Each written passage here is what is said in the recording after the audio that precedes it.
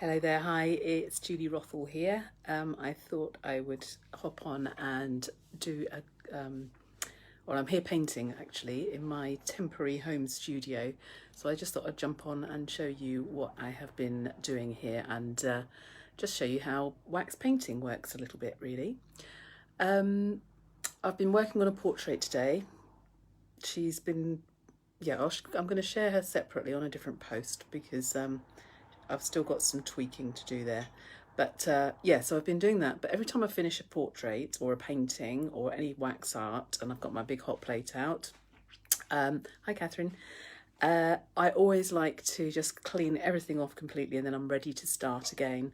But often, so encaustic wax is actually a really, really expensive medium to work with. It's not the cheapest medium to have chosen.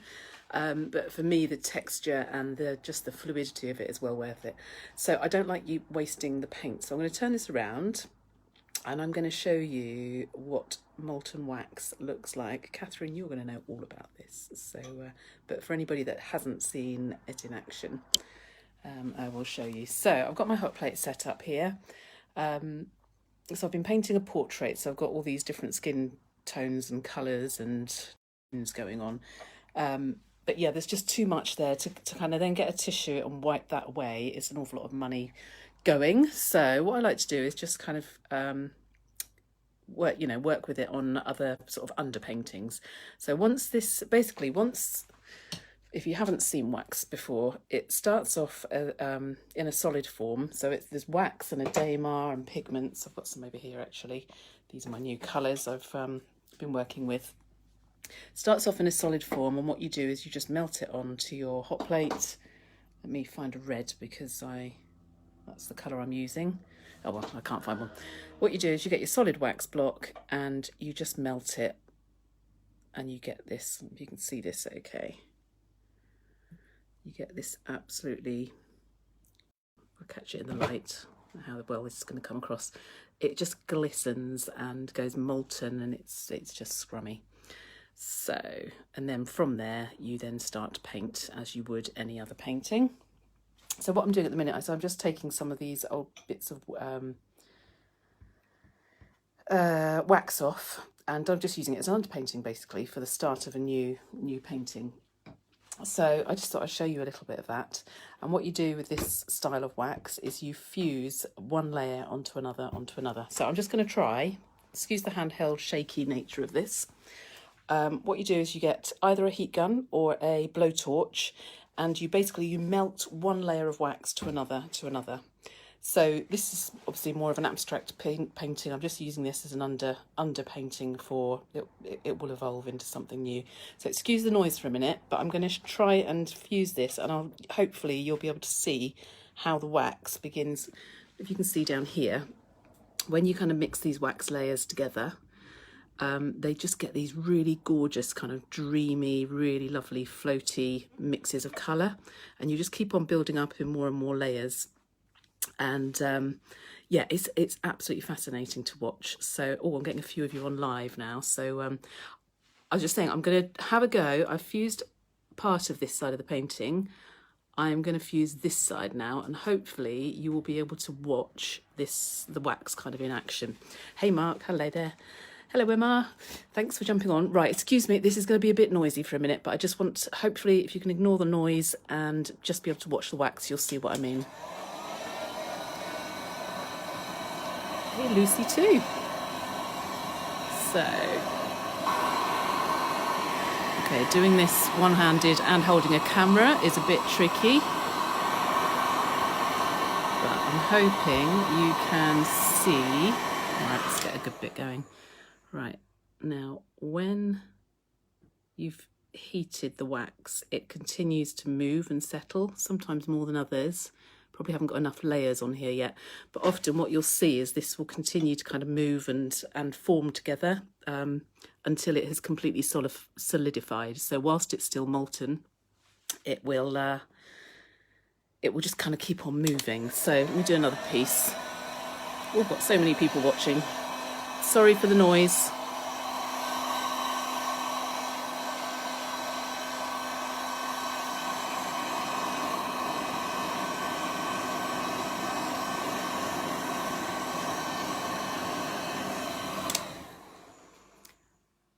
I don't know how well this is going to come across on the camera. If you can see here, this section here is all still moving around.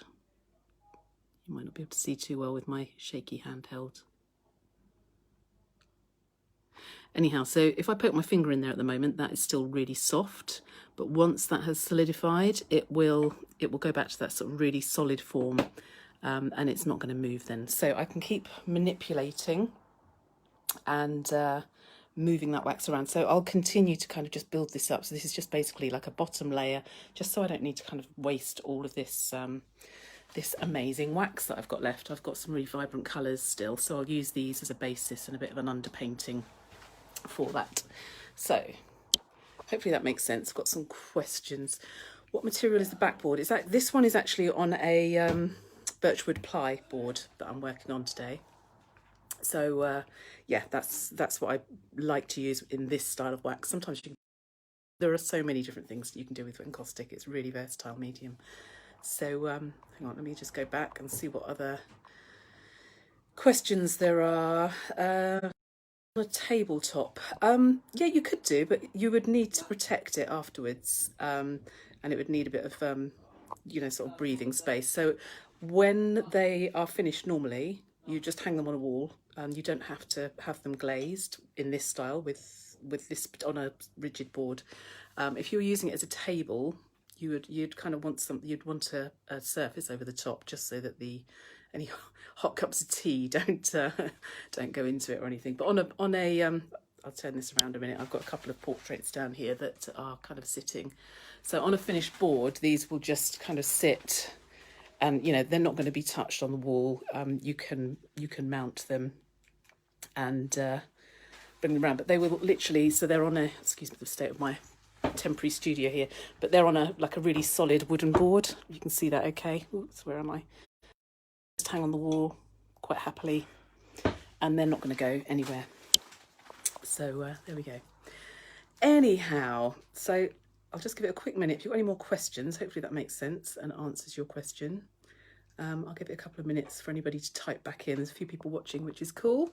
So if you've just joined, what I was just doing is just showing my hot plate, really.